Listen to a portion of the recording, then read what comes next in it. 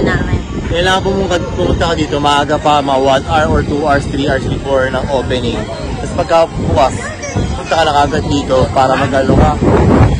Standby. Oo.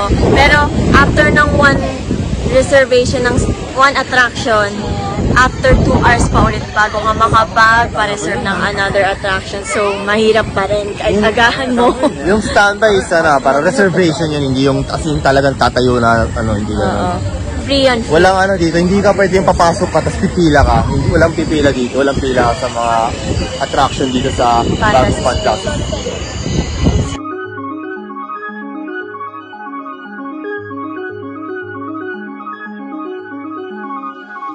元気いっぱい踊ってみんなで最高の時間を過ごしましょう。手を挙げて手を挙げて